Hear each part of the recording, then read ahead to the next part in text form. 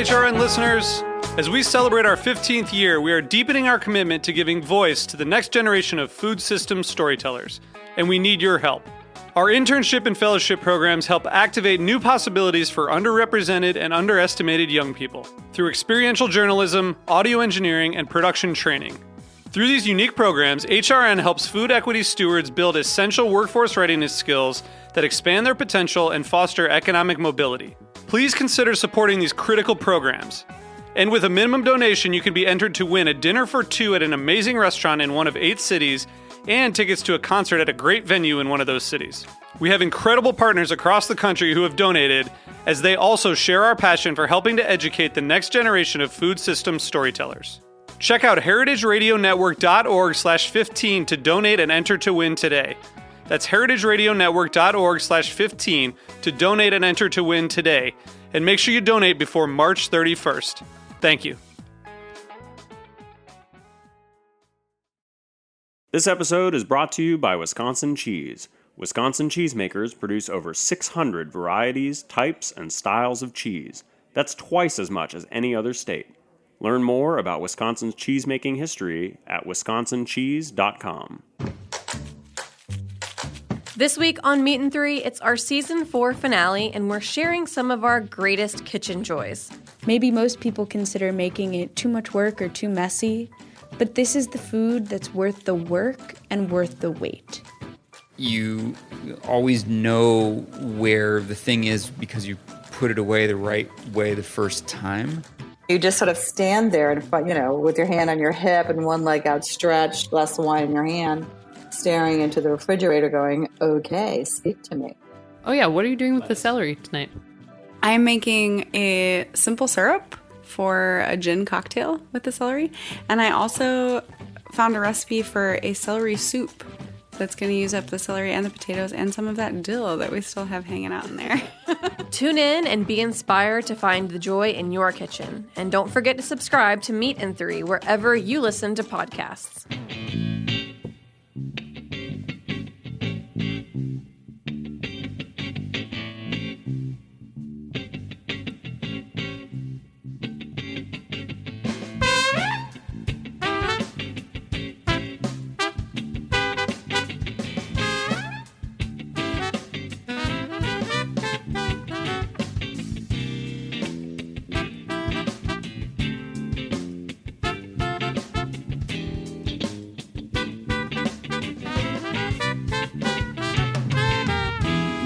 Welcome to the Grape Nation, your weekly wine journey. Our guests are Sarah Thomas, Marie Ponsonnet, and Katja Scharnagl. We'll talk to Sarah, Marie, and Katja about wine, women in wine, the Bernadin, their projects, and more. We'll taste a Colette Merlot for our weekly wine sip. I'm Sam Ben-Ruby. Stay with us for the Grape Nation on the Heritage Radio Network. We bring wine to the people. Sarah Thomas, Marie Ponsonnet, and Katja Scharnagl are all sommeliers at one of the most revered restaurants in the world, Le Bernadin in New York City. Under the tutelage of Aldo Somme, they provide deep skill, knowledge, and personality to the Le Bernadin wine program. Katja is the chef sommelier. Sarah Thomas has also created Kalamata's Kitchen, and Marie Ponsonnet just released a very personal wine, a Merlot. We will discuss everything with everyone. All right, we're going to be speaking with Katja, Sarah, and Marie individually. We'll start with Katja Scharnagl. Katja, welcome to the Grape Nation. Welcome. Thank you for having me. It's great to have you. I've been graced by your services before, so it's nice to sit down with you casually and talk. I want our listeners to get an idea of who you are and where you came from. So give me a little background on your journey in life and wine that got you to where you are today, which is the chef sommelier at Le Bernadin. Not bad. Not bad. Don't take too long. Okay, I was born and raised in Austria in the Wachau, beautiful wine region. Grew up at a winery and kind of was surrounded by wine all my life. Initially, I didn't want to end up a sommelier or in the restaurant business. I wanted to become a kindergarten teacher, but I cannot sing and I cannot play an instrument. So Okay. they were like, nope, this is not going to work for you. And I'm like, okay. What else? So I went to culinary school, graduated, worked in great restaurants, and then I visited New York years back for 2 days and fell in love with the city. And I'm like, maybe I can work here. What year was that New York visit? Do you remember? 2009. Okay, so 10 years ago. 10 years ago, yeah. Okay. And I I was back in the hotel in Austria and was talk to a regular.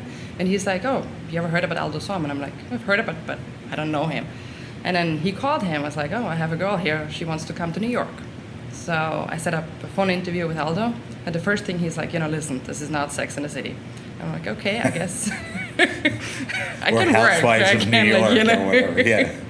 So I visited New York and had a couple meetings with him. And he was like, if you want to work here, I can help you. So do you think the Austrian thing had anything to do with it?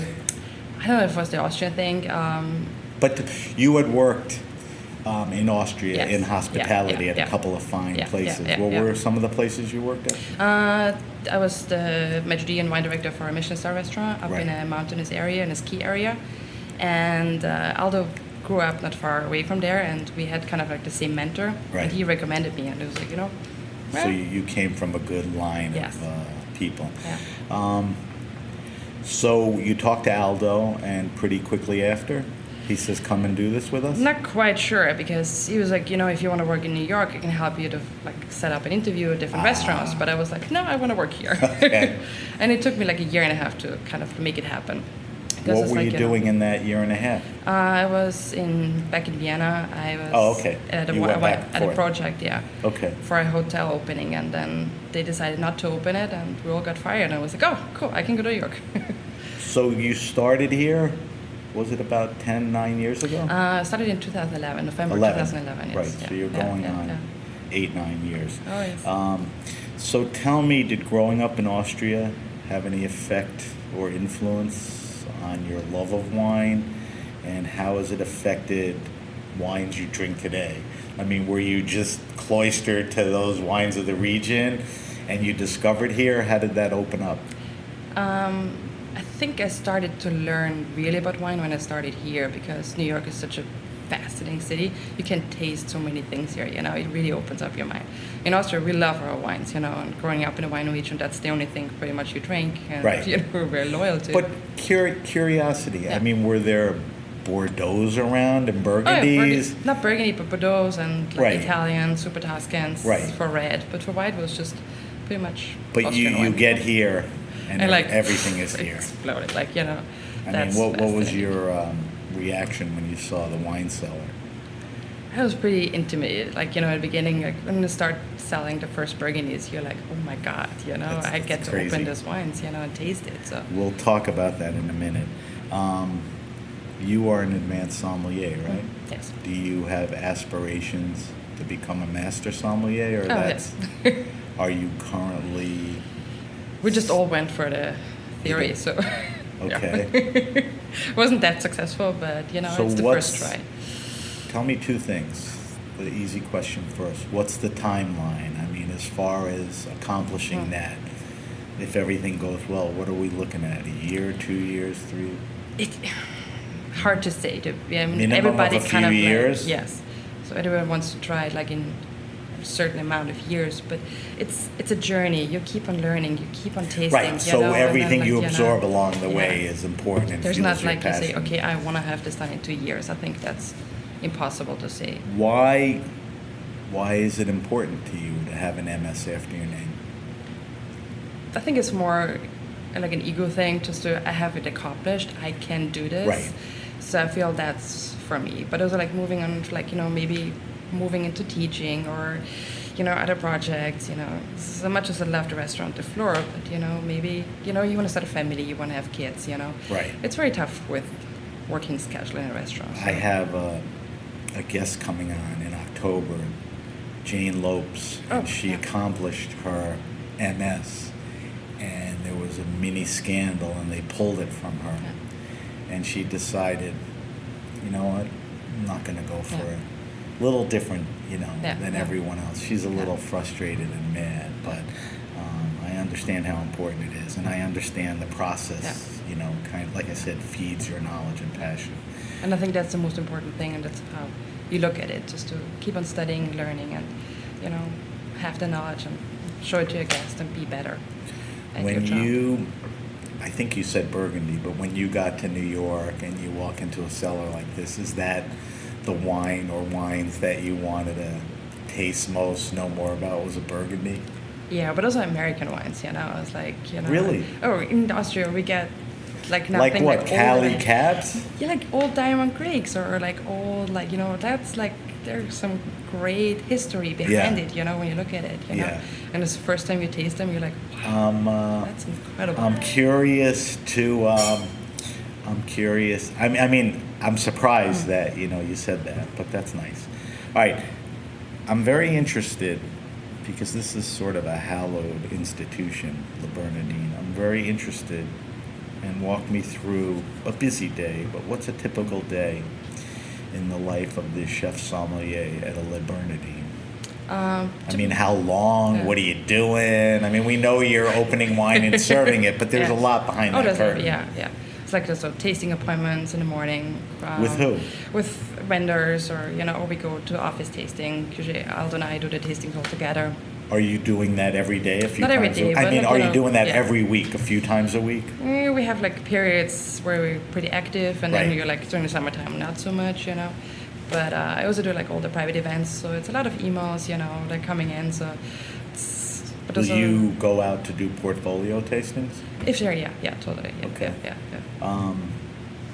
What about inventory? Oh yeah, totally. and- Love it. Isn't that the worst thing? No, I love it. I love do? numbers. Yeah. Do you have to schlep around boxes of wine? Absolutely, part of Okay. our job. We're a great team, and we all work together. So Right. I still Now- love cellar work, you know. What's interesting is many, many years ago in New York, there were about 8 sommeliers in the whole city. Now you walk into a Le Bernardin or an 11 Madison, and there's more than a handful. How many people are working with you? We're currently 8 on the team. So on any given night, how many people would be on the floor? 4 definitely, and then 1 for private events, you know. So Right. Yeah. And there's a lot of times private events are Yeah, happening yeah. simultaneous Yeah, to yeah, dinner yeah. service and all of that. Yeah. So everyone just fans out on the floor and just starts popping the best bottles and all of that. and the pairings, and you know, it's fun. It's great. So let's talk about that. You said pairings. You have a very extensive wine list. How large is it? I like 1,000 positions. It's always changing. You know, 1,000 so- different yeah, positions. yeah, yeah. Way more Yeah, bottles. Yeah. Right. Definitely way more Yeah, bottles, you're always acquiring, Yeah. selling Yeah, out, and yeah. all of that. Are there a lot of verticals in Not there? that much, to That's be not honest. important, No, right? yeah, no. Yeah. It's also we're keeping buying and selling pretty much every day, so we have like a very Right. good rotation of our wine list. Do you keep, for regular customers, which a place like this has, right? Do you keep in mind that this guy is a 80s Bordeaux lover, so you'll always make sure you'll have what he likes? Definitely, Or yes. that year Yeah. around? Yeah. You know, you don't want to say no to Yeah. anybody. Yeah. So the list skews heavily French. Yeah, definitely. It's Burgundy and, you know, white on red, but also a little More California. Burgundy than Bordeaux? Yeah, a little bit more Burgundy than Bordeaux. Okay. But we still have a lot of Bordeaux as well, and you know, but also Austrian, German wines. Yeah. Spanish wines. Well, we know that. So let's talk about that. So a lot of Burgundy, a lot of Bordeaux. What about American? You talked Oh about yeah, definitely a little bit. Yeah, all yeah. the White on red. cats and yeah, all yeah, of that. Yeah. Then after that, Yeah. there's a good showing of Austrian and German And German, wines. yeah, yeah. And then after that, where does it go? You said Spain. Spain, Portugal, a little bit Italian. You know, Okay. we're trying to be like Not that very, much like, you know, Italian? not that much Italian. Okay. A little bit Barolos and stuff, but not that much. Yeah. It's funny, I guess, because of the type of restaurant and the type of food, Italian is not the most compatible. I don't know. We didn't kind of like look, to be honest. Like it's not really our focus, you know. So Right. yeah. What in your mind is the most interesting wine on the list? What do you walk in the cellar and you look at that and go, oh man. Or type. I mean, what does anything? There's is it- so many cool things on there. There's like very old legendary wines, but there's also some new fun stuff. We try to keep it as approachable and fun for everybody. So we have stuff for like their Bordeaux lovers that are coming in, but we also want to have a list for young people that are coming in and spend the money that they have at La Bernadin, but want to have them serve a bottle that's like $60 or $70, and it's what we stand Right. behind, and we have fun opening for them, you know. So, a lot of people, when they come into a restaurant, and even to the next level, a restaurant, of this status, are intimidated. That's the Yes. oldest Somm story. They either think they want to know more than you, or they shut down. What advice? Let's talk fine dining. Let's talk the Le Bernadines and all the other 2-3-star restaurants. When somebody walks into a restaurant, how should they approach wine and the wine list? What would you advise them to do? I just straight out like ask for the sommeliers, like what excites you, what's new, or like, and then just be open also with the price point sometimes. People coming in and they feel like they have to spend like X amount. Right. But they actually kind of like not confident with it, and just be honest about it and tell what you like or you don't like, So I think the first takeaway on that is you have to talk. Yeah. You have Let us to, know what you like. You have to express. We'll make it happen, I think two things you pointed out, and I agree with you, are what do you like? Yeah.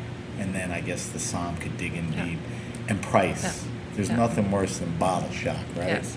That bottle shock face, what did I do here? Yeah. What about on your end? I mean, do you feel you have to pull out of people a little?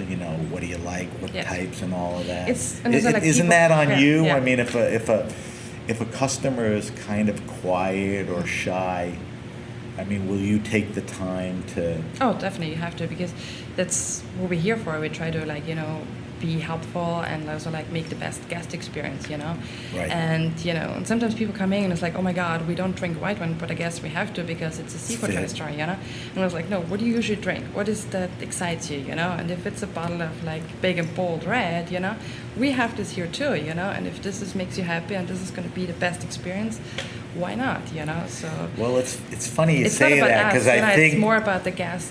100%. Them makes them happy, But I think probably currently, and certainly in the past, there was Somms that are like, oh, you can't drink red with, fish or whatever. But anything goes. Absolutely. Oh my God. Yes. In that sense. Most valuable wine on the list. I had Aldo on the show, and I against my own judgment, I asked him, what's the most expensive bottle, or he said, I'm not going to divulge that, but in an Aldo kind way and all that. But what's the most interesting, valuable wine? Is it typically Burgundy? I would say, dollar amount, yes, definitely Burgundy. Like Bordeaux. a DRC Yeah. or a Rousseau? Yeah. Are those the most valuable wines in the cellar? I mean, there's nothing. There's some certain things where you just you get them once a year in, oh my God, we just got a case, or we managed to get a case, and all the Somms are jumping on it and sell it in within 4 days, and you're like, God damn it, we worked so hard to get this wine in. It's crazy, right? And It's like these revered wines. Okay, they come in once a year. You get 12 And it's bottles. not like the dollar amount. It's just because they're so exciting and good, and everybody loves them. But I would think that a restaurant like this has relationships, and access. Totally. Because you have Certain deeper sector, pockets, because yeah, you turn it yeah. around, Yeah. so you get first dibs. So I guess what you're implying is maybe that case you're getting, no one else is getting it, or they're getting a bottle. Yes. But But still, what happens? I mean, when a case of so-and-so comes in and you have customers that like that wine, will you reach out to them? Will you hold it for them? Like, if I'm a regular here and I come in and I drink Rousseau or something, and I come in 2 weeks after the wine and you say to me, oh, we got a case and we sold everything out, I would be so upset. Yes. So No, we don't how tell them. You don't? No. But No, will we you don't reach out to them? Or No, it's here for... it's here, and yeah. And certain customers, they like that. So you'll say, we just got... We just or make them if they come in for dinner, it's like, oh, listen, we just got this in. It's not going to be long, Is there still a time where somebody orders a wine, you go downstairs, and it's gone, for whatever inventory or bookkeeping record? No, it happens because we're 4 sommeliers on the floor, So it happens that somebody sells the last bottle, and you literally just Right, so it's took the order for a situational that situation, night, yes. that hour, Yeah. and all of that. Yeah. I mean, Anybody ever that's- get really pissed off? No. No. we're professionals enough, and then we go back and talk to them. And it's like maybe they have a second choice, or So. How do you monitor your wine? Is it computerized and everything? Is it pretty much manual? We have like a system, inventory You do. system, and go through. But also like you keep on looking on the wine list, and we talk about it. And it's like, okay, so what do you think? Where we need something, but it's more like hands down and just go through, or like certain areas where like, okay, come back to the Spanish wines, or like Tenerife. It's a hot area, so we taste a lot of them. And I was like, okay, maybe that could be interesting for. We kind of like have to have moving wine list, Right. So certain things will be always on there, but there are fun parts where you can adventure a little bit out and do How new much things. of that type of thing on the wine list is dictated by your guys' desire to bring in newer wines or regions versus customers asking for it? Is this a traditional wine list customer, and it's you guys that are introducing it, or are people saying, how come you don't have, No, I think it's reintroducing. You are? Yes. So yeah, it's coming yeah, more from yeah, you yeah, guys yeah. in that sense. I would think so.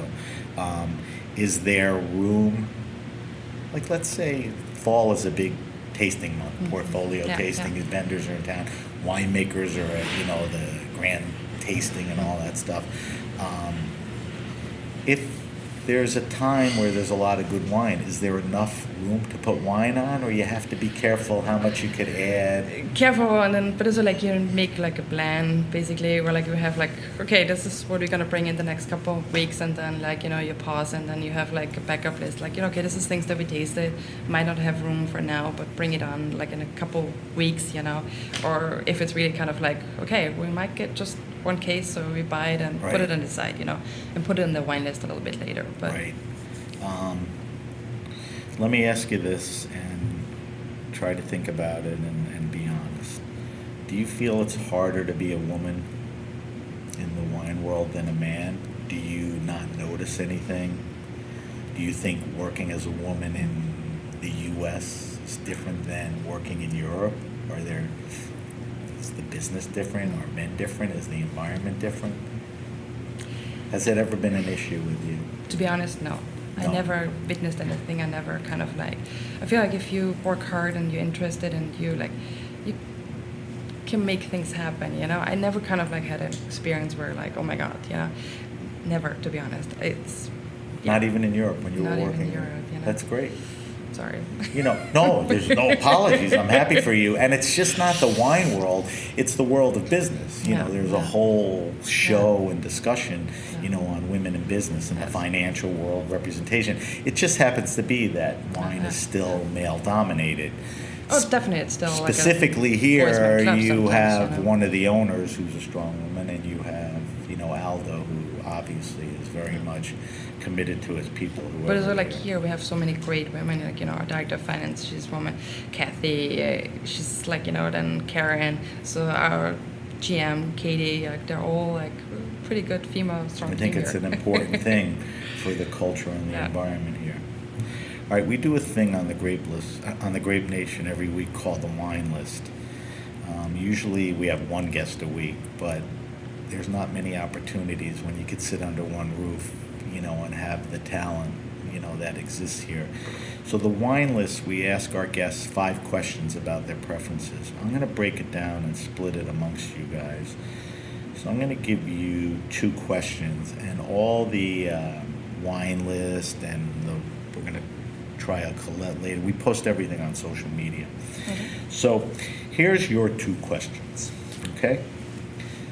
Give me your favorite wine and food pairing, and then let's look through the lens of Le Bernadin. Yeah. What do we think is the classic pairing here? Okay. So is there a wine and wine and food pairing you grew up with, or later on that you just put it out and you go, oh wow, this is perfect? And it's not something you eat every night or every month, but There's this great Thai restaurant in Queens where Aldo's favorite place was.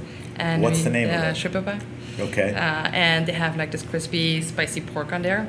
and this with an old German Riesling is just to die for it. So it has to be an aged Riesling? Can we, like, yeah, it's better with, But like, you said like, old right away. Why old versus, a newer vintage? What does that do? The secondary aroma is like, you have like this Okay. this the sweetness, but it's not as So the crunching anymore. nuance The and acidity is complexity there, from yeah. being in the bottle Yeah. a little longer. And it's just like, it's so delicious. Like, you have the spicy pork and like we had some great fun out there. So That's a good one, and that's sort of classic. Yeah. I mean, Riesling, Gruner, Gewürztraminer are great with Asian spicy foods and all that. So that's a good one. We'll post that. Now we're sitting here and we're thinking about the great food and the great wine. What's a classic Le Bernadin pairing? And I guess you have to think about this when you do the by the glass and pairing stuff. I think like right now on the chef's estimated pairing is like the Doverso with the Beurre Blanc and a glass of Krug champagne. I think that's something pretty classic and really good, really good. It took over 20 minutes for the word champagne to come up, and it's such a perfect wine in life and for a place like this. I think that's fine. I think if somebody stole your aged Riesling at the Thai place and gave you champagne, you wouldn't be much worse off either, right? I wouldn't be upset either. All right, here's the second question. So, and this is tough for you, but you're out and around there, and put your retail hat on. Can you suggest a wine retail around $15-20, a red and a white? And here's what I always tell my listeners. I have 3 boys. They're in their 20s. They're all working. They're starting to make money. They can't be knuckleheads anymore. They can't show up at parties with crappy wine. When they're serving dinner, they can't. So they shouldn't buy wine for $8-12, and they can't afford $40-50. Yeah. But how do you give me a red and a white for $15-20, and you can give me category, maker, everything. Like Muscadet is a category. So what would you recommend? For white, I would go to Austria, like a nice Gruner. I think that's where you may. So let's talk white. Easy, Austria? Austria, yes, definitely. What kind?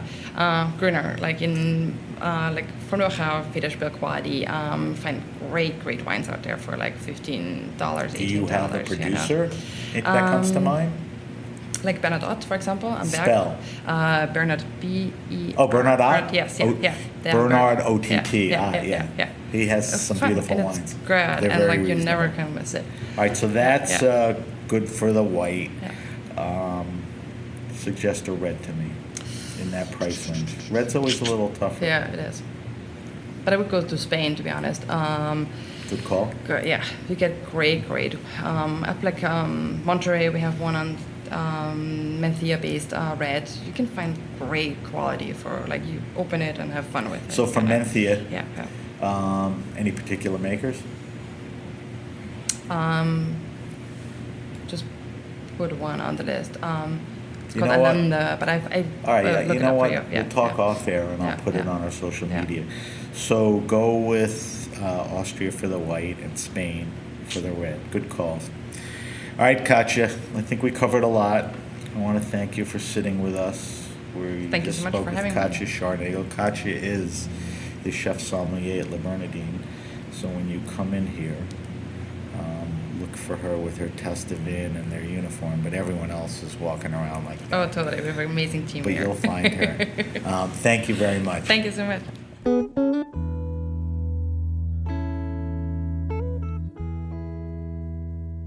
Since the mid-1800s, before Wisconsin was even recognized as a state, its resident cheesemakers have been putting the art into artisan cheese. When early settlers from Switzerland, Germany, and Italy came to Wisconsin, they brought their cheesemaking expertise with them. They chose Wisconsin because the terroir reminded them of the homes they'd left behind in Northern Europe. The soil and water of Wisconsin is nurtured by the goodness of glacial sediment, and those elements lend themselves to the very best milk. Today, Wisconsin's cheesemakers draw from their rich European heritage and cheesemaking traditions and combine them with incredible innovation to produce half of the nation's specialty cheese. Wisconsin cheesemakers never stop experimenting, trying to improve, and dreaming of your next favorite cheese that has yet to be imagined. Learn more about Wisconsin's cheesemaking history at wisconsincheese.com. Sarah Thomas is an advanced sommelier at Bernadin and co-founder and chief imaginator at Kalamata's Kitchen. Welcome to the great nation, Sarah. Thank you very much. There's a lot going on with you. Can you give us a quick background on your journey in life and wine that got you to Le Bernadin and also your more than passion project, Kalamata's Kitchen? And I think you started in Western PA, so did. Get me out of there quickly and let's talk about. Well, I got out of there pretty quick too. Okay. I was born and raised in Somerset, Pennsylvania, which is like the middle of nowhere. Small town. I left when I was 16, went to college in Virginia, went to grad school in England, did a master's in Renaissance English literature. In England? In England, yeah, University of At Cambridge. Cambridge, Yeah. right. At Oxford, yeah. Go Sorry, ahead. Cambridge was number one. Harvard, yeah. No.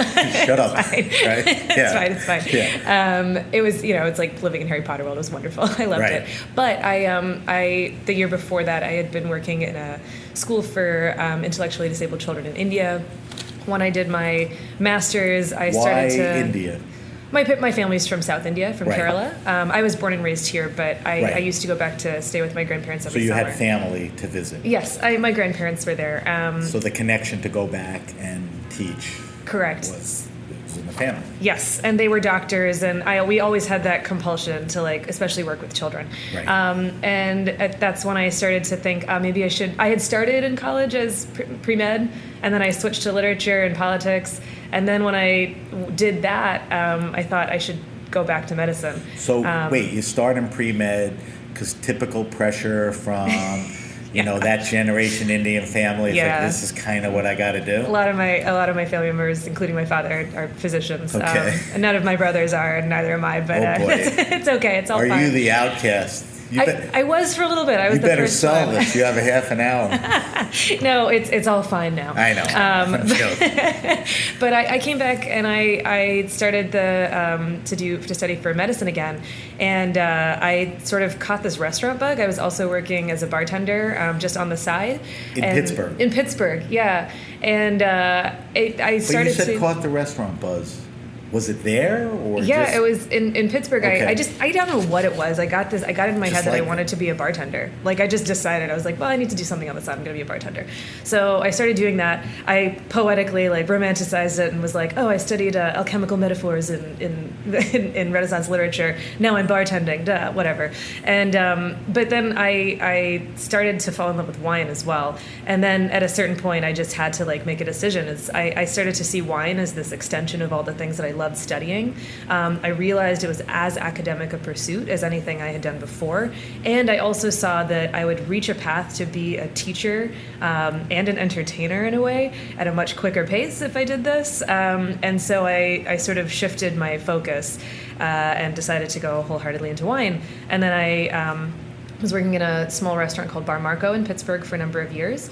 And I was working there when I came to New York on a whim to visit some friends. Did Bar Marco have a decent wine program? We had a natural wine program. We That did. was my intro to the wine Okay. world. So let me What tell you year what was that? I started there in, what year was that? 2011, 2012, something Okay. like that. And 2014, I came to New York on a whim to visit some friends. Happened to meet Aldo through an introduction through. The whim was not to relocate or No, to I had no desire to look for ever a live in New job. York. You just Nope. were visiting, hang. Correct. Okay, And so- and I was surprised that my cousins brought me to eat at the bar at Le Bernadin, which was, I was like, wow, I didn't realize you liked me that much. and I also didn't know that they knew Aldo. And so they called him over. I was so starstruck and intimidated by him. You knew of him? Of course. Of course. And I followed him on Twitter, Right. And Now Instagram. Yeah, now Instagram. And at the time Twitter, yeah, I think. And they told him that I was a sommelier, and I was like, no, I'm not. Just don't look at me. And he blind tasted me on my meal, which was the most harrowing experience of my life. But casually. I mean, he was super nice about it, but I was nervous, obviously. I mean, he's Aldo. Right. He was super nice about it, though, but he never told me what any of the wines were. But, fast forward, by the end of the meal, he never told me what I got right or wrong, But he did start to talk to me about my career, and he said, what do you want to do with your life? And I said, maybe I'm going to move to Philadelphia. And he like laughed at me. He was like, okay. Like if you're from Western Pennsylvania, Philadelphia is like where you wind up. Yeah, I never had it in my head that I wanted to be here. And I had a great opportunity there, actually. I mean, there's great restaurants there, and great opportunity. And he said, if I offered you a job here, would you ever consider moving to New York? And I started laughing. And then I stopped laughing, and I realized he wasn't laughing. And I was like, oh, yeah, sure. And he goes, all right, email me. And then I did. And he said, do you want to come in and meet us? I'm opening a wine bar, and I think you'd be a great fit. So it was all within the span of like 2 days. Wow. I met him and I came in and he said, all right, can you start? Can we have staff training in a month? Wow. I was like, okay. And then I moved to New York. A couple of things. That was 5 years ago this month, I think. Yeah. And I think the second thing is that the fact that he was opening a wine bar was a good segue to get in and oh, totally. Right? I don't know if you would have been right for Le Bernadin at that moment. I certainly wouldn't have been. I certainly wouldn't have been. I was at the wine bar for 9 months, and I honestly think it was like boot camp for me to the New York wine scene because it was from the day the place opened. It was every somm in the city was coming in. All of those winemakers, people that I've only read about and followed, and I was so starstruck. First of all. Second, the pace is completely different from anything I'd done before. And third, just the expanse of the wine list, the what is available in New York City was just like, it was literally a crash course boot camp. I was exhausted and terrified and tired pretty much every night, but I loved it also. I was so addicted to it. It was feeding. It was, oh my gosh, I was so driven by it. And Aldo gave me such good advice because he could see a couple times that I would just get really stressed. I wasn't sure I was doing things correctly. I wasn't sure I was good enough. And Aldo said, New York's going to make you the sharpest you've ever been in your life. But just make sure that doesn't grind you too fine because then you become useless. And advice. I've held that. He told me that I think one of the first weeks that I moved here. I think we'll talk about that a little later too. I think because it was Aldo had an impact, on your ascension. Could have been someone else with not that type of empathy or thought process. Totally. Right? I mean, kudos to Aldo. Oh, absolutely. And I mean, even from that then to the transition to Le Bernadin after, I think 9 months at the wine bar, even that, it was another crash course into wine. But exactly to your point, he was an empathetic guide for all of it. Now, I'd asked Katja this because she had come from Austria to the States and to Le Bernadin. You were in Western Pennsylvania and at one good restaurant. I mean, had you tasted a lot of different wines and regions? Had you tasted through a decent amount of Burgundies and Bordeaux's? Because when you come here, it's all there. Yeah. Except for maybe some Italians. But was this a big, not step up, but a big exposure to wines that you had Huge exposure. I mean, I wasn't tasting super classic wines for sure. We tasted really widely. I would say we had natural too. So you were in that. I was in that camp initially, and it was my intro into wine for a lot of the romanticism behind it, right? The stories and whatnot. But we did taste widely there, but not classic. Right. And so definitely when I came here, it was a massive exposure, and I was burning through this list. I loved it. It was a lot of fun for me. Remind me of this because it's been in the newspapers or magazine articles and all of that. It's not a controversy, but the issue of at fine dining when you order a bottle of wine, do you taste the wine first? Do you now defer to the customer?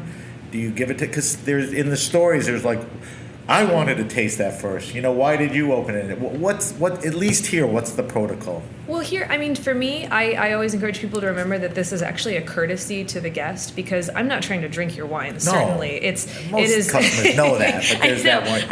It's literally just to make sure that you're having the best expression of this bottle. And here we do have the ability to, if it's not showing absolutely perfectly, I don't want you to drink it. So we just taste what we can to make sure that the wine is showing as we think it's appropriate. And then we do also offer a taste to the guest, because at that point, at least we know then that the wine is showing correctly. But if it's not to the guest's liking, no questions asked, we'll take it away and do something else or bring another bottle. It's not a problem here. I mean, I don't want to waste time asking this question, but I'm so curious. So you guys are literally trained palates. How often do you know a wine is good and the customer says, this isn't good, and you know it doesn't matter? But is it all more often than you'd think, or no? No, I mean, I think that people trust us. I think when it comes down to it, if someone doesn't like something, I don't ask, I don't question. Like at that point, I know if the wine's good or not. That's why they're here. We're just here for them to have the best experience possible. So whatever moves the experience in a positive direction, we'll do. Because every now and then you get a customer who's a know-it-all, or wants to make an impression in front of people, and it's your job to sort of handle that. It's my job to step away and let them live their lives. As I've been doing the show, and this is our third year. We have the luxury in New York of everybody coming through, authors, producers, and the best sommeliers, in the world. And even in the 3 years I've been doing the show, it almost seems like there's a new guard of sommeliers. And I kind of put you in that category. Thank you. And that, all the vitals, younger, not doing this forever, a different point of view. I mean, do you agree with that to any extent? You're in the most traditional of places, but, I mean, do you feel you bring a new perspective, or? Yeah, certainly. I mean, I think that that's one of the biggest strengths of our team. I think certainly people are sometimes surprised, actually, when they walk in and they see the diversity on our team of women, of people from different backgrounds, of different age groups. And I always say that in any team, a diversity of perspectives is only going to strengthen any program. It also increases the guest experience, because now you have a wealth of backgrounds, knowledge levels, experience levels to draw on to make a guest experience more personal and more approachable. I think that's so well said. And I think that's the reality. That should be. I don't think it necessarily exists as much as we'd like it to. I think when you walk into wine programs, there's still a lot of men. The diversity isn't necessarily there.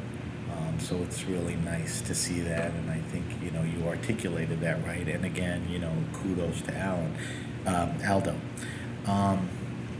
Do you think being a young woman, not just a woman, a young woman, a woman of color, in this business has any disadvantage? I mean, the old stories, you walk up to a table for wine service and they go, send the somm over?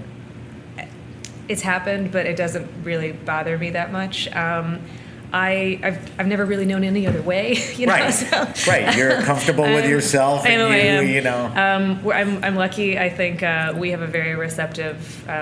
We have very receptive guests. We have very kind guests. New York is so diverse. I know that I can only speak from my own experience. Certainly there's some uncomfortable questions here and there that I wish would go away. Things like, where people ask people like me, like, well, what are you? Or like, where did you come from? And they don't believe me when I say Pittsburgh. Those kind of things often feel like you're having to prove why you're here, even if it does come from a point of like curiosity about your background. Sometimes I think half is I always sincere take curiosity, exactly. And the other half is what the No, and you know what? To be completely honest, I choose to take 100% of those questions as I always assume the best intentions whenever I get those. So for me, it's like it doesn't bother me. I don't see a disadvantage to being me. No. No. I agree with that, and I think it's obvious at a restaurant like this, you have to conduct yourself, at a certain level, which is what's expected of this type of service. Price, the customer wants that. Maybe in another place you could say, "Hey, buddy, you want to step outside?" But not. But you wouldn't they do take that me very anyway. seriously. They hired me for my muscle here, obviously. So Yeah, obviously. Before we talk about Kalamata's Kitchen, I wanted to ask you a couple other things about Le Bernadin. This is a traditional wine list for good reason, skews French for good reason. I think we all agree the wine world is changing. I think there's emerging regions that are getting high praise and are interesting. And I also think there's this natural wine movement going on, which, I'm glad you had brought it up, that you had some exposure. How does that play into a place like Le Bernadin? Katja and I talked about it a little, but is the clientele asking for it? Is it, like I asked Katja, is it up to you to push it there? Is natural wine, whole separate show, but is it a good fit for the clientele? I mean, how do you view what's going on with what's going on in the world and what's going on here? They're the same world, but they are also two worlds. Yeah, same world but two worlds is correct. I mean, at the end of the day, the wine has to taste good for it to be on our list. So we do have some natural producers and biodynamic producers on the list, but they're generally not people who tout themselves as such. Right. It's not the gimmick. That's it's the a wine, whole nother show. and that's a whole different conversation. Right. At the end of the day, if the wine tastes good, it's a good fit with our food. It maybe exposes people to a region that we're excited about, and then we'll consider it. And as Katja said, I think that we do have a pretty traditional guests, I think, traditional drinkers, but we also have a lot of those people who are very open, who've come to trust us, who are very open to trying new things. And I think I've learned a ton about really cool Spanish wines recently, because that's an area that Aldo and Katja decided to dive into in the last year or so. It's a good and call. It's been awesome. Because there's a rich amount of product coming out. Absolutely. Amazing young producers, great values. And also, I think it's really important to remember that here, while we do sell some extremely valuable bottles and the collector bottles and the unicorn bottles, we have bottles at $45 to $60 as well. We have bottles in every price range for the people who are coming in and this is a very special experience for them. We want them to leave with the happiest possible feeling. As you said earlier, no bottle shock. I think all of us are, another one of the strengths of the team is I think we're very good at reading where people are comfortable. It helps when they're very honest up front about their price points. And knowing that, I think people are very pleasantly surprised sometimes when they look at the list and they see that, you can buy a bottle for $60. Not only can you, we're all excited about it, and it's going to be delicious. One of my favorite bottles on the list is $90, and I'm like, this is great. Would you say what it is?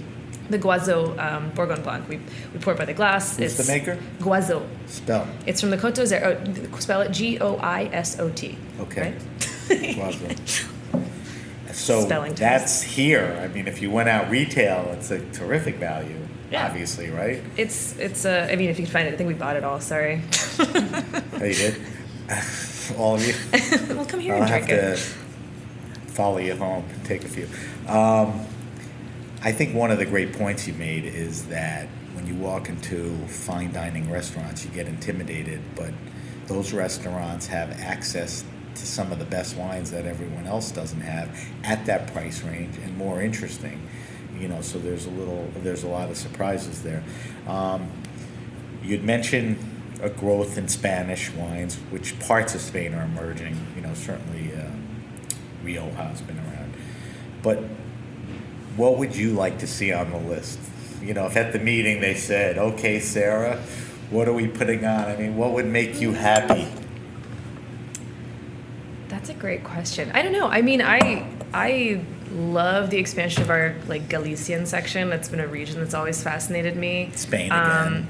But very specific.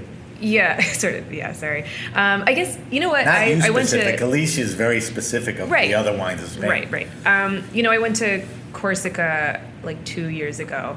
And we do have a couple Corsican wines on that are delicious. Bertucci and those guys. Yeah, and the Siciliano, and those wines are just tasty and delicious, and they're island wines, right? So the whites, the reds, and the rosés are often really compatible with a lot of our foods. So yeah, a lot of. I think to your point, and you pull Corsica out, there's a handful of cool regions, that are making wine. So it's not that easy of a question to answer. All right, let's talk about Kalamata's Kitchen. It's a very special project of yours. And all the research I did, I'm like, here's the easy question. Explain what it is. Sure. It's a book, but it's evolved into more than a book. It's a thing. So tell me about that. So Kalamata's Kitchen as a company overall seeks to introduce children to diverse cultures and experiences through adventures with food. And we looked out at the sort of landscape of kids, food and parents. And there's a lot of instructional things on like how to get for a parent to get their kid to do something like with food, to trick them into eating broccoli or whatever. And all of those instructional things, which are obviously very useful as well, we just noticed that there wasn't anything speaking directly from the child's perspective. So my business partner, Derek Wallace, actually had this idea to create a character that would be the vehicle to translate stories and lessons, but from a child's perspective. And that's how Kalamata and her sidekick, alligator pal Al Dente, were born.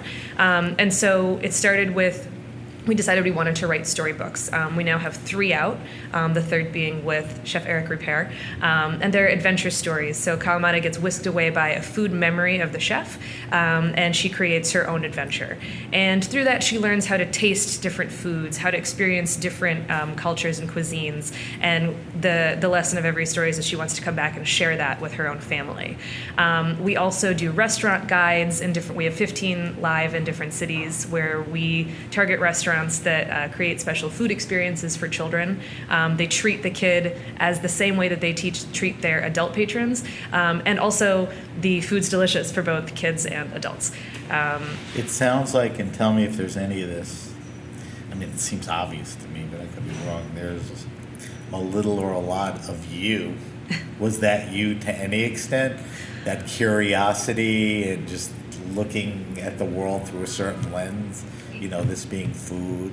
I mean, how much of that is in there? Well, I always say that Kalamata is like way cooler than I was as a kid, but it's because. Well, if you were born today, you'd be cool. You just weren't cool then. I was not cool then. Yeah, that's right. For sure. I mean, I definitely grew up in a very food-rich household. And my parents, as I said before, are South Indian. My parents are both amazing cooks and amazing hosts. So the smells of the kitchen, the smells of cooking, whenever we traveled, all of our vacations were centered around what we were eating. That's all very much influenced how I felt about the world, to the point where I made it my career. As I grew up, I realized that I was very lucky to have that, particularly in Western Pennsylvania. It's not a normal thing. And so a lot of this is my way to get back into working with children and to maybe expose another generation of kids to what made my childhood so special. Right. So you're using food as a bridge. Correct. To, the experience, the diverse experience. Exactly. People love rock stars as role models, guys like Aldo Soma role models, but I guess you put a chef as a role model here. Exactly. Why? Right. I mean, not questioning. Explain why. Sure. Well, take a chef in a. I mean, of course we know our rock star chefs, right? But take a chef in a small food community like Pittsburgh or That's Portland. The gist of what this is all about. To some extent. This is community building in a lot of ways, and we see chefs, especially in smaller communities, as community leaders. And as you said, kids often see athletes and rock stars as their heroes. They're very inaccessible heroes. It's an amazing thing for a kid to be able to go into a local restaurant and see a successful business owner and also like artist in a lot of ways, leading a team of people and changing the communities around them. And that's how we wanted to portray these people, as community leaders, as heroes, as people that kids can look up to and also meet and emulate. And they're around. They're around. You can go in and meet your heroes. From a diner That's pretty cool. to a fancy restaurant. Exactly. To a burger joint and all of that. Exactly. Interestingly, the project got off the ground as a Kickstarter thing? It did, yeah. That was... How was it presented? Like, when if you went on Kickstarter and you saw this, you go, Kalamata is what? You know, what was the pitch on Kickstarter? The pitch on Kickstarter was pretty much what I said earlier. And yeah, I mean, it was... As a book initially and community? Yeah, well, it was launched with the book. Right. At the time we launched our Kickstarter, we also had our products. We had... we had the aprons, we had little chef's tools, we have roll-ups for kids, all really high-quality chef's tools. And so initially, I think that stuff was pitched and people thought it was specifically a cooking brand, that like Kalamata's Kitchen was a cookbook. Right. Which, in hindsight, we can see why that was the perception. And it's morphed in that direction to some extent. We have one recipe per book, but really it's never been, the center has never been on kids cooking per se. Right. It's more about seeing... But even outside of the book, I mean. Yeah. You talk about cooking. Of course. Well, we talk about cooking as an activity that for family bonding time, and it's more about all food experiences, whether that's eating out or eating at home or cooking something or going to a market. Right. But yeah, that was sort of my point. What is next? The Eric Repair book's been out how long?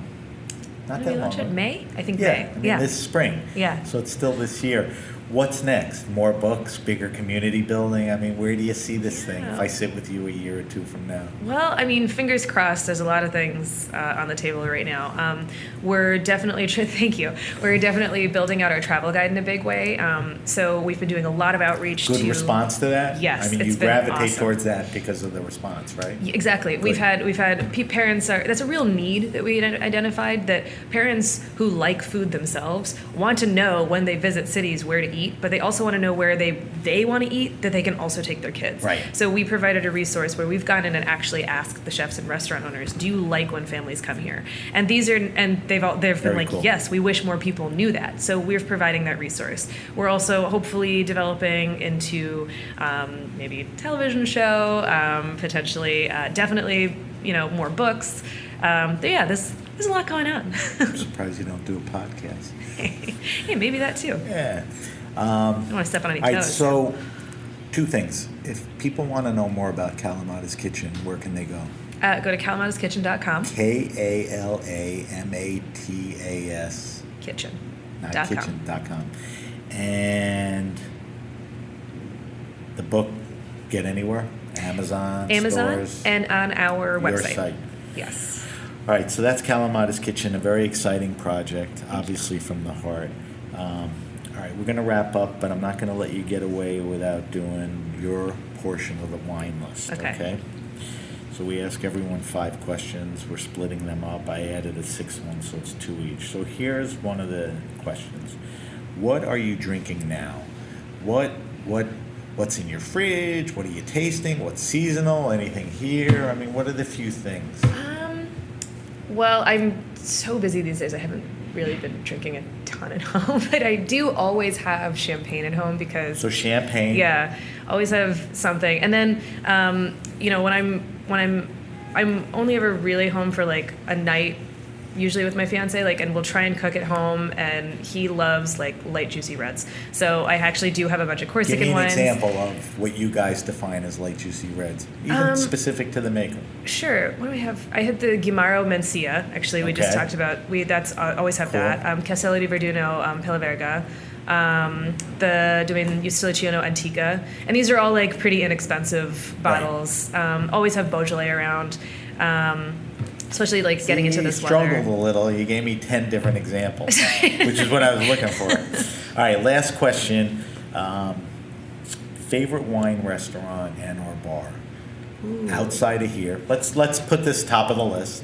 Great restaurant, great wine list, great wine people, great, all of that.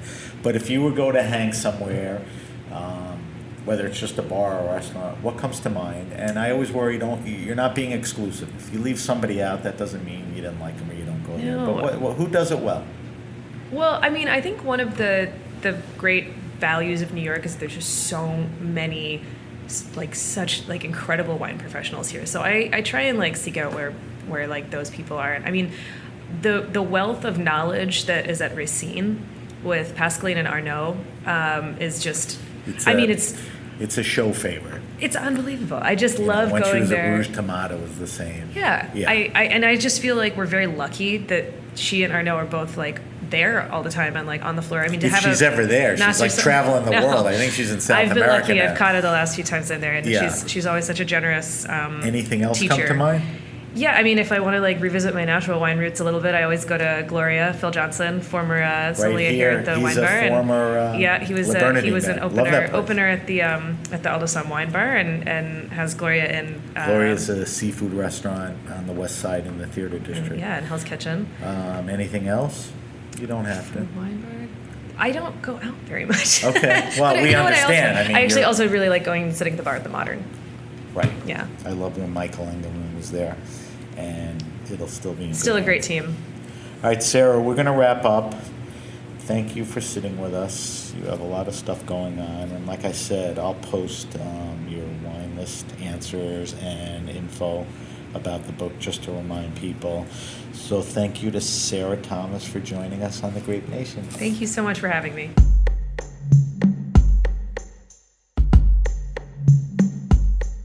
Are you enjoying this podcast? Heritage Radio Network has plenty more. My name is Jenna Liut, and I'm the host of Eating Matters here on HRN. Join me as I talk to food systems experts about the issues that shape our experiences of buying, cooking, and eating food. You can find Eating Matters wherever you listen to podcasts and on heritageradionetwork.org. Marie Ponsonnet is a sommelier at Le Bernadin and now a winemaker, releasing her first vintage of Collet Merlot. Collet or Colette? Colette, Colette. please. All right. Welcome to the Grape Nation, Marie.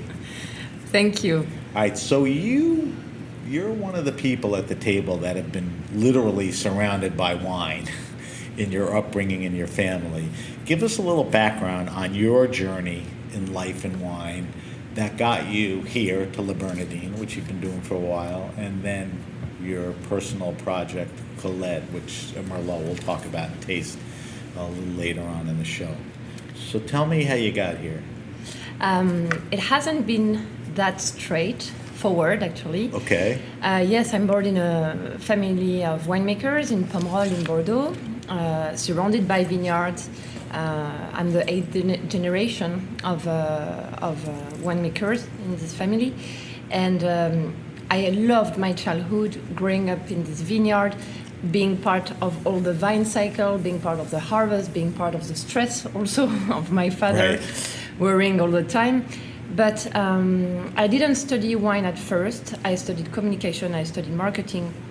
And then I was already in Paris. I moved to Paris, and then I actually missed wine a lot, and I didn't find my job interesting enough or my studies interesting enough. I needed to apply them to something that talked to me, and it's how really I considered wine again, and I needed to go back to my roots. So I worked in the wine events. It was still on the marketing side, but it's how I met so many This winemakers. is in Paris still? It was in Paris. It's still, Okay. yes. It's Okay. a private wine club of businessmen that love wine, and they are collectors.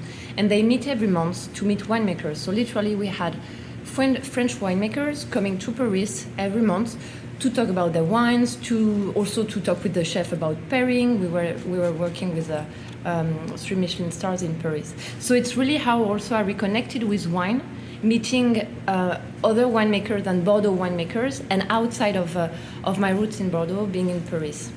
Right. But the funny thing is, you were in the business world, but you were in communications, events, radio. I mean, that's a fun part of the business. It's just you had that yearning to go back to wine? Yes, because it's at some point, you keep talking about wine and you don't make it. And I mean, to me, maybe because of my roots, something sounds like fake to me. I was almost at my right place, but not enough. So it was great to talk about wine, to do all of these fancy events, but I needed to go back to my real roots, and I went back to Bordeaux actually to study more wine for a year and a half. What did you do specifically? What were you studying? It was still marketing oriented, but a tasting part was really important. It was with a business school, but they had this dedicated service for wine. Right. did that deem useful to you? I mean, was that worth? I think actually practicing and being on site in a winery is the best experience and the most useful by far. Now, when you go back to the family winery, your dad and sister are still there, right? Yes, my dad, yes, he grew up there. Well, paint a picture. It's very, wine could be a glamorous industry or item, but I mean, your dad is basically a farmer in a very rural area, right? Completely. I mean, set that up for me a little. I mean, what's it like when you go back? I love the image of my father. He's civilized, huh? Don't get me wrong. I never said it was uncivilized. I just said there ain't a lot of people around. He's a really funny person for Bordeaux landscape because he has no cell phone, he has no emails. We do have a computer. Still, yes. Wow. And he don't want to. We once forced him to have a cell phone for hard conditions, to have a cell phone on him. He always left it in his bedroom, Right. So he is a strong mind. He grew up on the vineyard. He makes wine since he's 14 years old. He knows everything on the vineyard. But my sister came in early 2009, because, you need also fresh blood and new energy and new perspective. So he was the happiest man in the world to have. He was very happy to see her come. Completely. That's so nice. Completely. How old is your father? He's 72. He's still a young guy. Yeah. I love to hear that. Yeah. And do you go back from time to time? I mean, I'm trying once to. You don't as much as you'd like to. I'd love to, but yes. Whether it's harvest or. Yes, I'd love to go back for the harvest, but it's not that easy, unfortunately. Right. And then, when do you come to New York? Yeah, so I moved to New York in 2013. Not that long ago. No, but yes, and I started with at a restaurant called Le Colonial. Still there, isn't it? It's still there. Yeah, Vietnamese French. Yes, yeah. And thanks to one of the owners, Jean Goutal, I had my first visa to work in New York, and I was doing a little bit everything, including the wine buying. And it's really how I got to taste so many different wines. Sarah was mentioning the massive exposure we get in New York, and I was completely amazed by all of those wines. I had no clue. I felt so naive at first, and thank God I started with this step at Le Colonial to just be silent and do my homework and get to know people. I had no clue what people were doing, or I really was ignorant at first when I moved here. So for a year at Le Colonial. It's funny, you literally have wine in your blood from growing up, but when you come to the real wine world, there's so much ahead of you, right? Completely. Especially in New York. Yeah, because you got to realize, French people, we can be sometimes a little self-centered. No offense here, but I got to realize also that Bordeaux or French wine are not the only best wine in the world. So I knew it, but I was really facing it moving here. What and then just take me to the end. So you're at Le Colonial for a couple of years. Yeah, a year. And how does the Le Bernadin Aldo thing come about? So thanks actually to another sommelier, Renee. She was actually working here for a short time, but it was right before the wine bar opened. And she knew the team was not complete. Aldo was still looking for sommelier. I didn't have the classical sommelier background, but I was really pushing my knowledge and myself to the wine industry. And I gave my resume. So I had an interview with Aldo and the management, and I was with Sarah. I was part of the opening team. So you and Sarah were here at the opening? Yes, since day one. You two buddies. Yeah. That's nice. we celebrated actually last week the 5th year anniversary of the wine bar, so it was something. I saw that. And how long did you stay at the wine bar? A year, and then I started full time at Le Bernadin on that floor, on Le Bernadin's floor. How does that happen? Somebody dies or gets fired or quits? I mean, how does a job open up? I keep bothering Aldo. You did? When the wine bar opened and you guys came in, and obviously I'm talking to you because you're all great guys, did he expand the team just because of the talent, or the team was always the size that it is now, as far as the amount of sommeliers? I think we have a slightly more today, but it was almost the same number. But luckily, the Bernadin is so busy that you need a big team of sommeliers. So this is your 5th year, almost to the month. Yes, You know, exactly. August, September, whenever you came. That's a nice thing in this business. I'm curious because you had the luxury of working or living in the family winery and working in Paris for years. Do you see much of a difference between the wine scene in Paris and in New York? I do, even if I was not totally working in a restaurant in Paris, so I was not. But you were around but the I saw scene, them. I was so absolutely wider view. So I think I can compare, and the humility. I mean, New York is strong, and I think you have to really fight for it. But New York still has humility and curiosity about wine. Which sometimes, I don't want to be critical though, but we have so many traditions and classical tradition and frame in France that we can just sometimes forget to look around. Right. And here you have no choice than looking around, because if you're behind, your next guest will tell you, do you know this wine? And you have to be a little bit, you cannot know everything, but you have to be a little bit ahead of it. Yeah, I mean, we talked about that with Sarah. You have to accommodate that classic wine lover who expects that, but also your clientele is looking to you for the next thing, or things they've heard about outside. When you got to Paris and even New York, I mean, did all you know about was Bordeaux?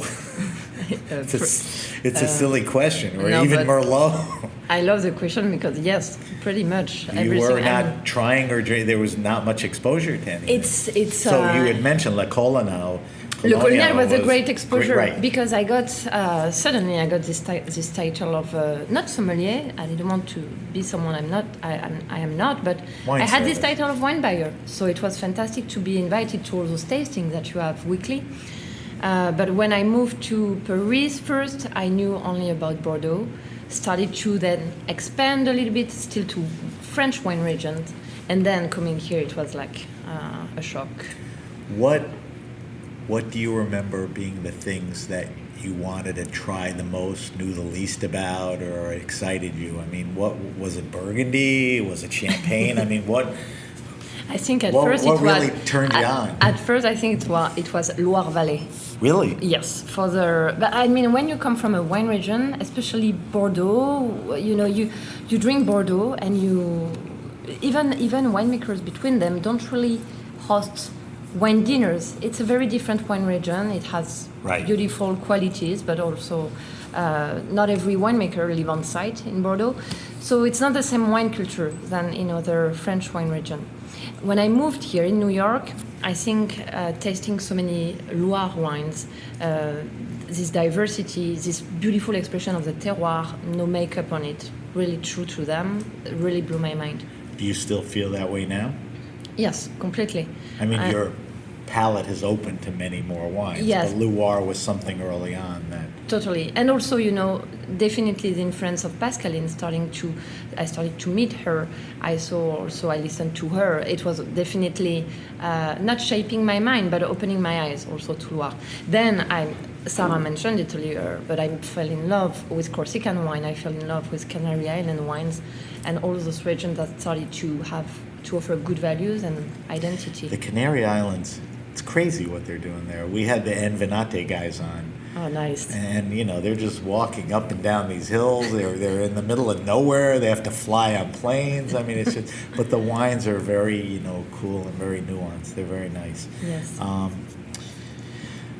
I had asked Sarah and Katja sort of about the same topic here, but I wanted to ask you, at Le Bernadin, you're surrounded by a strong, supportive cast. How do you pronounce her name? Maggie? Yeah, Maggie. Maggie, and Aldo certainly is very much into diversity and appreciates women in the business. Do you think, and I asked Katja this too, do you think women in the wine business are treated equally like men? Do you feel there's been any disadvantage, whether it's working here or launching a wine business?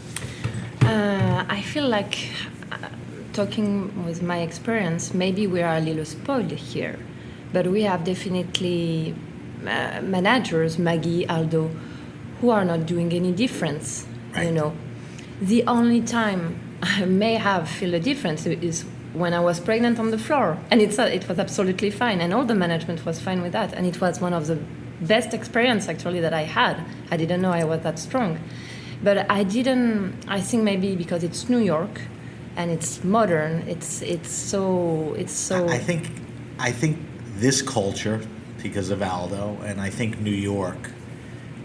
You're right.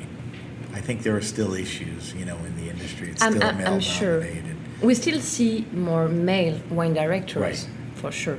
Is there much of a difference between here and Europe, France? I think so, a little bit. Yeah, still.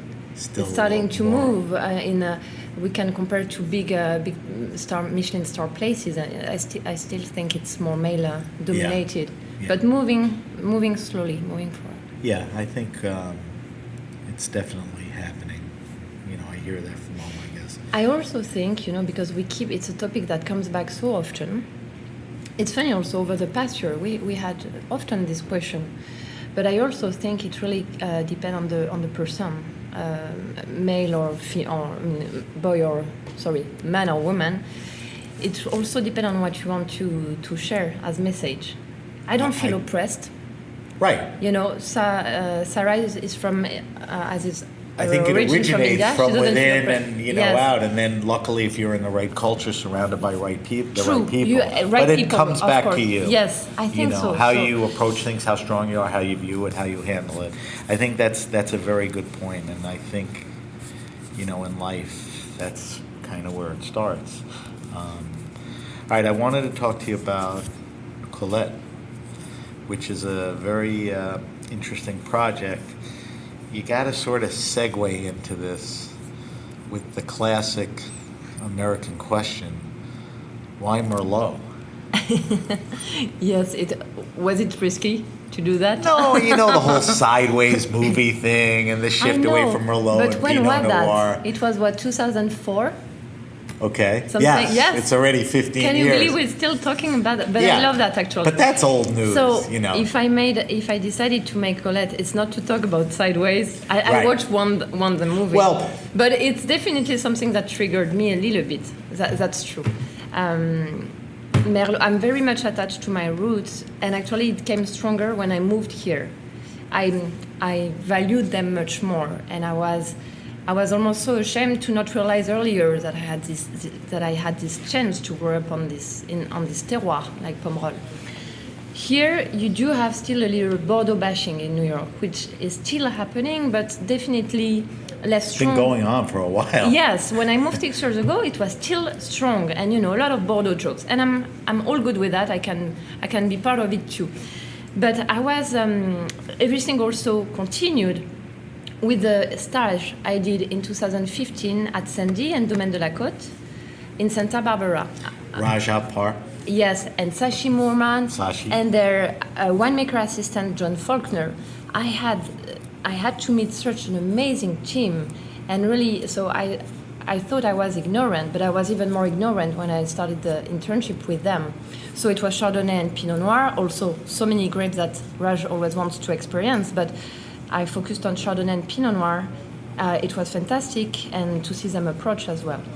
And after this stage, I started to joke and not joke at the same time, but telling Raj, I think we should do a Pomerol style, at least a Bordeaux grape together, but from California. He was laughing at first, but never say never, and he found the vineyard. It took 2 years, and he found the vineyard.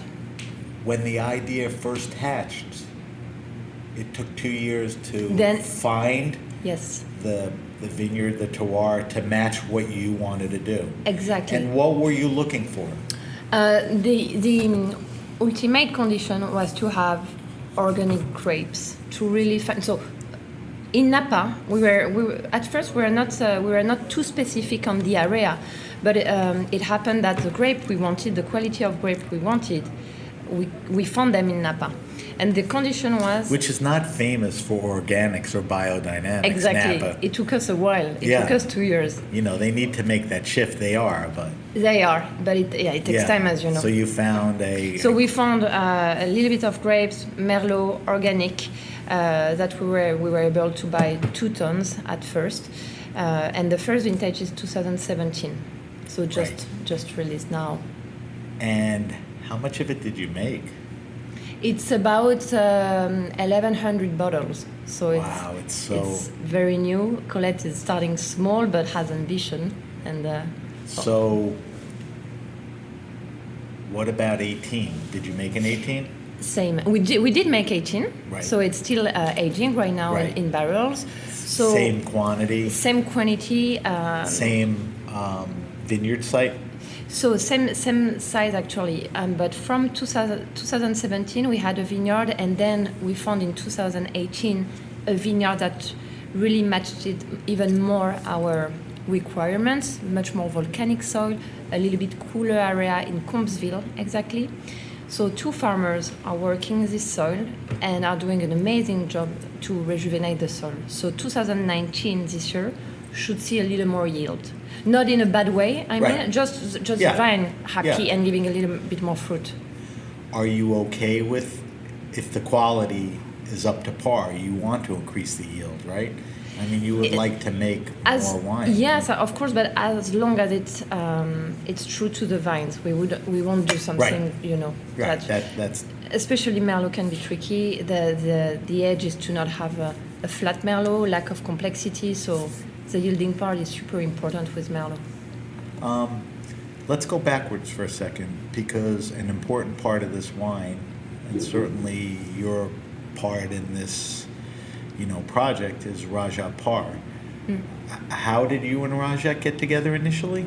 Through the biz or introduction? Yes. I mean, when was that point? No, that's interesting because we met at La Pollet in San Francisco. I was still at Le Colonial. Were you both working it, or you were just tasting? Yes, both working it. It was my first Pollet. I was still at Le Colonial, so just moved, fresh from freshly arrived. That's like 2000. It was 2013 or 14. I mean, I moved Probably in 13. 30, right. And one of the after party, the after party of La Pollet, that's the best. Famous. One of them was at RN74. And I was and I was there, and I was tasting a lot of wine that he was pouring, passing along so many glasses. I was so lost, but everything was so delicious all the time. And I was, who is this guy? Who is this guy? I didn't even know, because again, I was just, I was freshly arrived also from France. And then we exchanged our card, because we started to have this discussion. We exchanged our contacts. I came back to New York, and I was like, I'm sure I know this face. I know this face. And when you're so new in an industry, I didn't even dare to ask, who is this guy? So I came back to New York. I looked at my books, and I saw his face on one of the cover. Right. I was so embarrassed. Right. So it's okay. It He's happened. The type of guy that doesn't bother. He's such a grounded But person. it was really how we met, and I love actually that it was really with no hidden intention behind. It's funny for all you kids at home. Raj Par, I don't think he has any wine certification, and he's considered one of the best palates in the business. So you can get there in many routes, whatever you want. That was important to him. But he became a winemaker, but he's a great taster. So what is it? Is it like your mission to make Bordeaux the great wine again? Because like you said, it's fallen out of favor to Burgundy for the big collectors. Even though it's important, Barolos is a big deal now. Natural wines are a big deal. I think, and convincing Raj, to do that. That was a big deal too. Yeah. He's making Cabernet Sauvignon now. Huh? Yes, and making more Bordeaux grapes. He's actually expanding into other stuff. Yes. It's sort of a unicorn in the sense that it's you, it's Raj. There's not a lot of wine. I mean, if people want to try to get it or taste it, I mean, what are the best avenues for them to go down to taste this? Where can they get it? So it's already, Le Bernadin has it. Okay. It was actually, I hope so. Yes. Yeah. I wish you told me earlier, because Aldo walked in. I would have tackled him if he didn't have it. And I didn't even push too much, so I was really happy he bought it on his own. Thanks to Katja as well. So it's at select restaurants. Yes, so it's in restaurant already in New York. We're working on having the wine in wine stores right now, Okay. so it should happen in the next few weeks. Okay. We had a little part allocated to direct sales, so from the winery, which sold out really fast, but it was so small. Is that your site or was that Raj? If people want more information on the wine, where can they go? Is there To me, yes. Okay. And marie@colettewine.com. Okay. That's So anyone interested in drinking it or, being involved with it, retail or on site, certainly reach out to Marie. And the 18 will hit the market. It will stay a little longer in barrel. Should be bottled around May. Is that because of what you tasted on the first wine? It would be better in barrel, or It's just yes. So this Merlot needs time to develop for sure. It's beautiful to have this impression of fruit, of freshness, but we need also to work on the tannin. And on the next vineyard we found from the 2018 vintage, the tannin are definitely Right. present. So we need to work on that, but it's great structure. Also because we get inspiration a lot from my sister in Pomerol. We actually talked a lot, and we not applying like word per word, but we're doing a similar way. right? You have in the Bourneuf. luxury of tapping into your sister, Yes. your dad, and all their experience. What's been the most frustrating thing about launching the wine, and what's been the most joyful? The most frustrating is to not be able to be on site as much as I would like. Because of what you do. Because yes, and Yeah. it's also we have. I But have no a little, offense, at 1,100 bottles, you better have another job. Yes. What's the joyful thing? Seeing the product. Just yes, seeing the bottle, the everything, the label on it, the name, I think yes. So opening the first bottle, so much joy and stress and nervosity at the same time. That was something. Do you see your path similar to Raj's? I mean, do you see 3, 5, 7, 10 years from now you morph into a winemaker, or you would like to do both? I think I want to do more winemaking. I would not, I think, experience too many grapes. I like to focus. Right. I'm a little exclusive, It's and a nice thing because of your and- family background. Yes, and where you could juggle both. and I need time. Focus on that. All right, so that's Colette wine. We're going to taste it in a minute.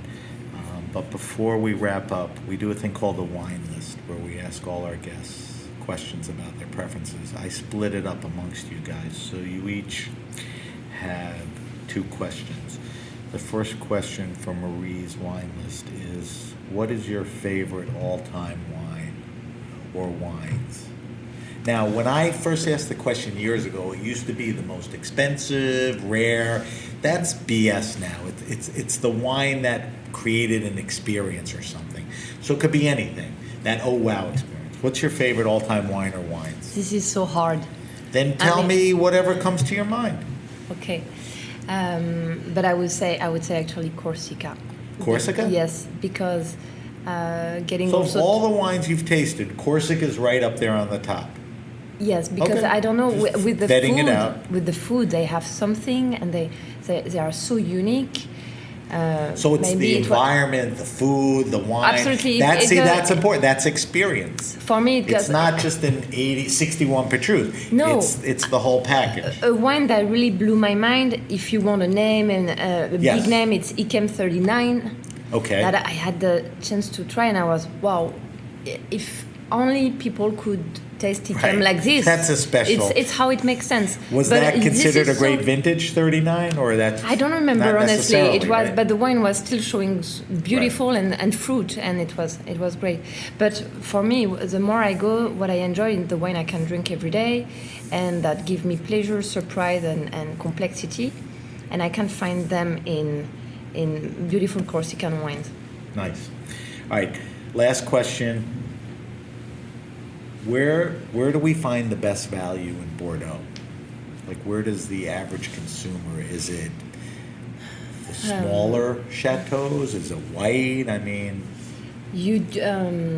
I would say right now there is something interesting about Fronsac on the right bank. okay, that's what I'm looking for. So the Fronsac region, Yes. Fronsac. Yes, The and wine's coming out of there. Why? so it's not a new region, not at No, all. no, I know. It's just that No, I know. people I'm sure are a lot of people new- who drink Bordeaux didn't never heard of it. But. So right bank, dominant of Merlot, can be sometimes a little rustic. Used to be very rustic, but if you look for the good production style winemaking, you start to have really interesting wine. Not everything is imported yet, so this is I get But the good chance. value? Good value. They're not. Always. They're not always. expensive. You have, in Pomerol, you have Château Lafleur, owned by the family Guinaudot. They do have wines. They do have Fronsac. wine made in Fronsac, and they do also make a fantastic white wine, but it's labeled Bordeaux. It's not labeled Fronsac. You cannot, and those type of persons really understood the terroir. It's so different than any other part of the right bank. You have to really adjust. That's how you answer that question.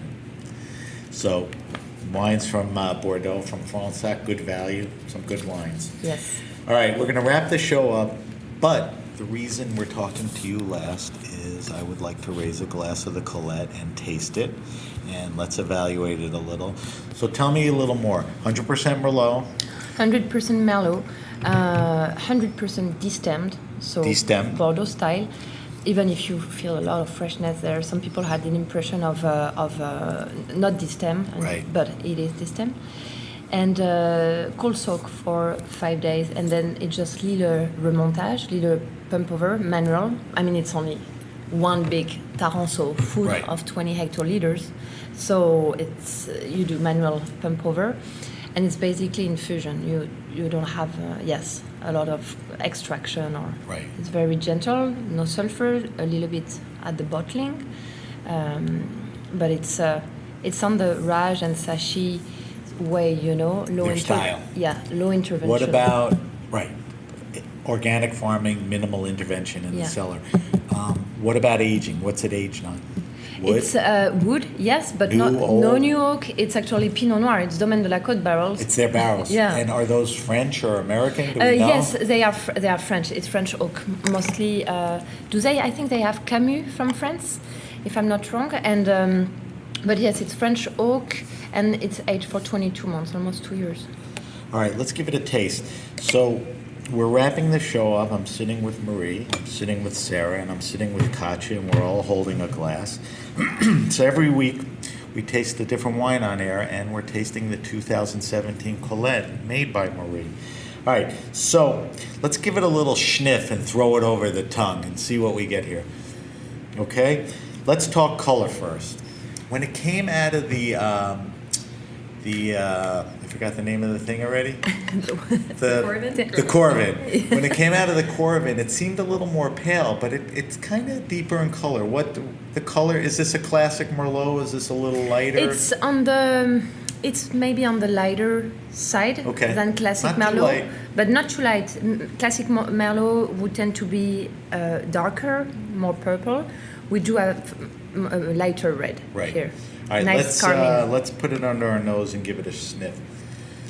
What do we get on the nose? Classic Merlot descriptors, a little different. I'm gonna go around the table and come to you last. Okay. What do you get on this, Katja? Dark berries like Dark berries. cherries, but I mean Cherries? violets. Dark cherries? Yes. Not the red cherries. What about you, Sarah? Definitely like blackberry and Black. So that very classic generous, dark. Yeah, generous. Do you aromatics. agree, Marie?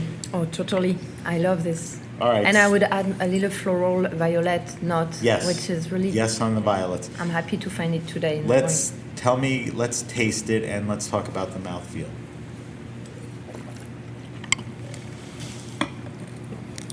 So I would say it's a medium.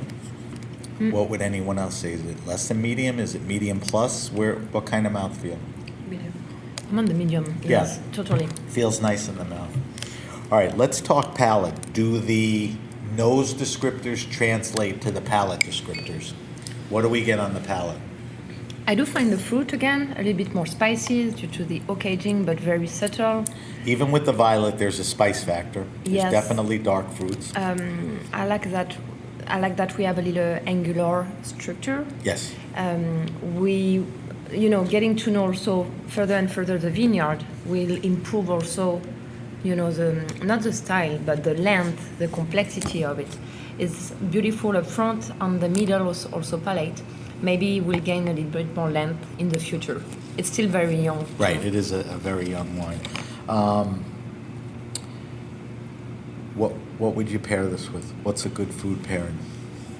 You crack out a couple of bottles. You have a chance to cook for some friends. Yes, no, we cook a little bit. I already had Colette on pizza. It was amazing. I already had Colette with duck. It was great. So simple. I wouldn't go for too many spices. Right. But definitely duck. But also you can do certain fish with that because we are on the delicate side of Merlot. So I work a lot with fish. Nice charcuterie if we want to make it easy. This is, I think, because of the acidity, this is a wine easy to pair. It's funny because my last taste, I picked up three things. The acidity, which I liked for food. There's that positive vegetal quality. Yeah. I wouldn't say like green peppers or whatever, but there's something good about it that's there. And typical where wine is going in Raj, it's restrained, but not, it's got everything a Merlot should have, but made really well. It's a very nice wine. Thank you. That's the 2017 Colette. Good luck getting it. Yes, right? Thanks. All right, we got to wrap up. Thank you, Marie Ponsonnet, for joining us on The Grape Nation. Thank you, Sam. Let me do a quick wrap up. We'll say goodbye to everybody. If you have a question, suggestion, wine happening, or event, hit me up at sam@thegrapenation.com. That's sam@thegrapenation.com. Subscribe to The Grape Nation on iTunes, Stitcher, Spotify, or wherever you get your pods. Follow us on Facebook at The Grape Nation, on Instagram or at my site at sbenruby and the hashtag The Grape Nation. And on Twitter we're at benruby, no S, and the hashtag The Grape Nation. As I said during the show, we'll post Katja, Sarah, and Marie's wine list answers. Those are some fun answers, good info. And for the weekly wine sip selection, which was Marie's Colette wine, I will post a little more information on that. If we want to follow you guys on social media, where do I follow you, Marie? Marie Ponsonnet and Colette Wine. Okay, P-O-N. No, you're good. P-O-N-S-O-N-N-E-T. Oh, perfect. Ponsonnet. Nice. Sarah, little different. ESS_. S, which is phonetic for S_Thomas. And is there a site for Kalamata's Kitchen? At Kalamata's Kitchen. Okay, we spelled it earlier. And Katja? Katja _ and Katja _ and then SCHARN. Scharnagl without an E. Okay? All right, guys, I want to thank you very much. This was very special for me because you're terrific guys doing terrific things at a terrific place. And it's a lot of fun to, talk about everything. And I wish you all good luck. And hopefully I'll come back here again, but also see you on the outside. And good luck with everything. Thank you to our guests, Katja Scharnagl, Sarah Thomas, and Marie Ponsonnet. Thank you to our engineer, Jeet, and everyone at the Heritage Radio Network. I'm Sam Benruby, and you've been listening to The Grape Nation.